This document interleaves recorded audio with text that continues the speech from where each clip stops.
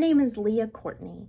I'm a homeschooling mom and business owner at As We Walk Along the Road. This video is part of my series all about literature-based homeschooling. In this video, I'm going to talk more about literature-based unit studies and the elements of a literature-based unit study, as well as how you can use those to include more great literature in your homeschooling. So I want you to imagine a study in your homeschool with me. I want you to imagine that you're reading The Lion, the Witch, and the Wardrobe from the Chronicles of Narnia with your kids. And as you read the book, you are also learning things that are related to the themes in the book. So you might be studying the Middle Ages, because the setup in Narnia seems an awful lot like what happened in the Middle Ages. You might be studying Greek myths, because after all, in Narnia you have things like fauns and naiads and dryads that come straight out of Greek mythology. You might be studying weather and snow, especially because Narnia is stuck in this perpetual winter. Kids might be writing their own adventure of what would happen if they went into a wardrobe that opened up into a strange land like Narnia. So you're covering history, you're covering science, you're covering language arts, you're covering all these different subjects, and it's all based on this book that you are reading. That's what a literature-based unit study is. So a literature-based unit study has several main elements. The first is that it is based on a book or collection of books. That's why it's called literature-based unit study.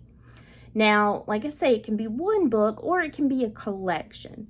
When we did the literature unit study for The Lion, the Witch, and the Wardrobe, that was actually part of a unit study that we were doing that included all of the Chronicles of Narnia. So it was a year-long study that was going through each book, and we were learning all of these different academic subjects based on that series of books throughout the year. We also did a study through all of the Little House on the Prairie books, or a good many of them. One of my daughters in high school did a study on multiple Anne of Green Gables books that this unit study focused on for the year. So it can be on a group of books, or you can have a shorter study that is based just on one book. I have a Charlotte's Web unit study for sale in my shop, as well as some other single book based literature unit studies. So it can be one book or it can be a series of books. You can also use books of lots of different genres for this. And this can depend on what themes you really want to focus on. So you can read a historical fiction book that will, of course, allow you to focus on a certain time period of history. But you can probably also pull out some science themes from that as well. And definitely you can include some language arts activities and learning. If you are looking specifically for science themes, you might look for something like an animal-based book, because then you could study this animal in more depth, and you could study habitats in more depth. But you also could probably pull out some history or social studies-based themes as well. You can use nonfiction books for a literature unit study as well, especially really well-written nonfiction books that read more like a narrative. So all literature unit studies will include a book or a book series that they are based on. Literature unit studies will also include academic themes that are based on a theme or themes from the book. So we already talked a little bit about how different academic themes can sort of be pulled out of the book that you are reading. This literature unit study will take elements of the book and will pull these academic themes out.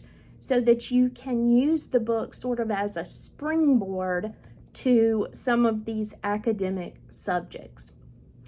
A literature unit study will have all kinds of activities included. So you aren't just reading the book, you're reading the book and then you're doing these other activities that will help you explore these different academic subject areas.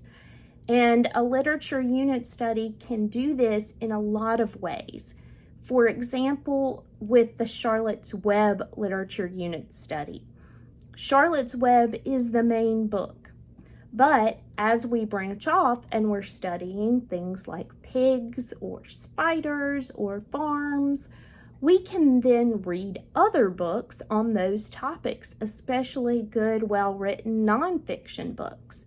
We might watch videos that teach us more about those topics, or we might do web research and look online to explore.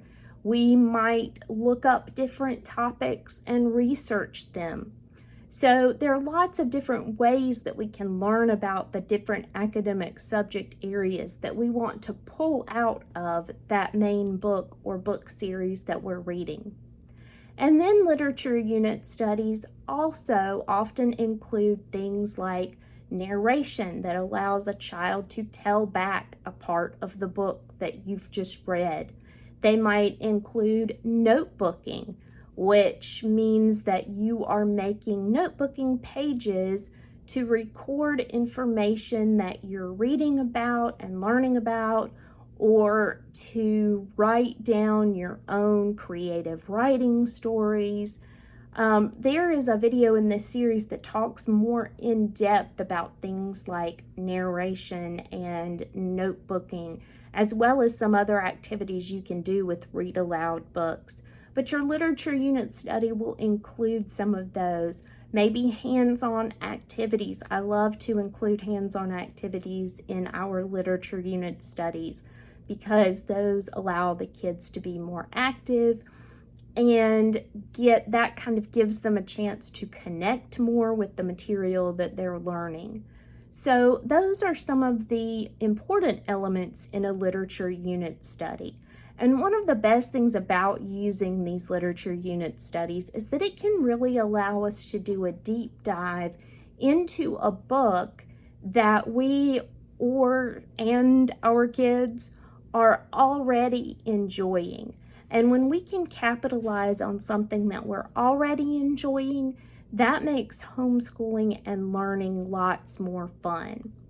In the next video in this series, we're going to be talking a little bit about literature unit studies that you can make yourself or literature unit studies that are already prepared. Which are the easiest to use? What are some pros and cons about each of those? We're going to dive into that more in our next video in this series.